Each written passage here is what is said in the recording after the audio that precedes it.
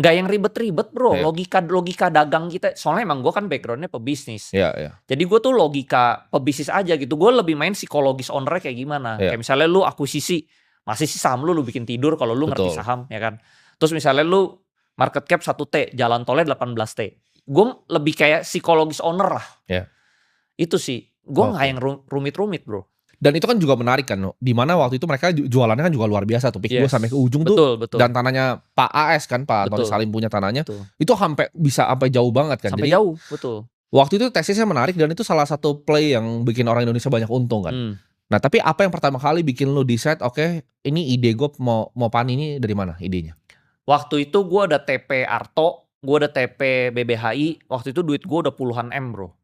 Nah terus gue bingung, beli apa lagi ya? Karena lu tau lah di Indonesia itu gak banyak pilihannya kan. Barangnya dikit. Ya. Yang bagus tuh sedikit. Jadi gue bingung masuk apa ya. Nah waktu itu kebetulan gue cuma ketemu PANI doang. Ya. Gue ketemu Pantai Indah Kapuk. Gue lihat ini skenarionya sama persis kayak gue di Arto dan BBHI. Gue kayak ada merasa kayak sedikit deja vu gitu bro. Ini sama persis nih. Pokoknya nih gue merasa nih Arto di backdoor, RI1, RI2, BBHI di backdoor RI1, RI2. Ini juga sama nih story-nya. Udah ada cerita dia mau RI juga. Ya. Di berita waktu itu. Gue bukan insider. Gue waktu itu tuh bener-bener orang misalnya bilang ya, gue insider di PANI. Gue gak kenal Aguan bro. Nah, jadi teman-teman mungkin ini ya, karena insider tuh juga sama ya, balik lagi. Insider belum tentu benar. Iya. Insider bisa lo dikerjain sama informasinya. Bener.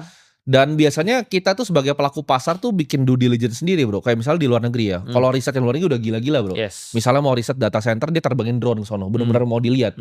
Kan sebenarnya teman-teman kalau mau analisa misalnya contoh ya PANI atau misalnya saham properti lain, ya datang aja ke marketing galerinya. Tanya salesnya kan juga dapat informasi. Itu yang gue lakukan. Gue nanya salesnya.